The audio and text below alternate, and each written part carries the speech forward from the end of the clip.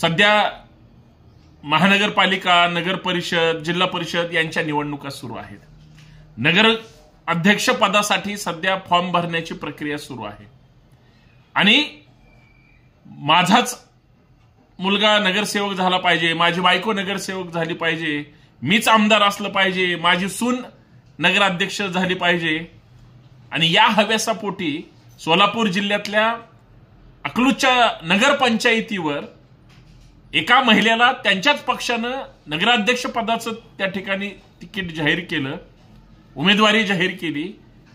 त्याच्याच नव्याने पक्षात आलेले माजी आमदार काहीतरी पाटील वगैरे नाव आहे त्यांचं, त्यांनी त्या महिलेला वेगळ्या वेगळ्या ठिकाणी अडवण्याचा प्रयत्न केला, फॉर्म भरू देण्याचा प्रयत्न म्हणजे अडवणूक केली किंवा त्यांनी फॉर्मच भरला नाही पाहिजे यासाठी त्यांच्यावर दबाव आणला.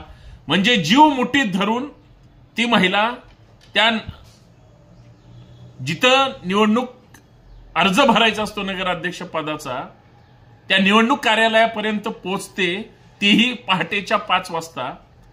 म्हणजे एक आमदार राहिलेला माणूस स्वतःच्याच घरातल्या महिलेसाठी तो प्रयत्न करतोय, दुसरे जे उमेदवारी भरतायत त्यांना अडवणूक करतायत. म्हणजे हे किती घाणेरडं राजकारण आहे. पुरुष प्रधान संस्कृतीमध्ये, लक्षात घ्या, पुरुष प्रधान संस्कृतीमध्ये आपल्याच घरात सगळं असलं पाहिजे, दुसऱ्यांच्या महिलांना काहीच मिळू द्यायचं नाही. आणि स्थानिकचं काही घाणेरडं राजकारण असेल, पण एका महिलेला तुम्ही अडवताय, एका महिलेवर दबाव टाकताय, एका महिलेच्या विरोधात राजकारण करताय. तुम्ही कोण? स्वतःच्या नावापुढे आमदार, माझे आमदार म्हणून लावताय. म्हणजे हे जर घाणेरडं राजकारण असेल, राजकारणाचा स्तर किती घसरलाय हे महाराष्ट्रात आणि सोलापूर जिल्ह्यात अकलूजमध्ये दिसतंय. याच्यापेक्षा वाईट गोष्ट काय नाही. आणि हे सगळीकडे आहे, सत्ताधाऱ्यांच्या आशीर्वादाने. खरंय की नाही?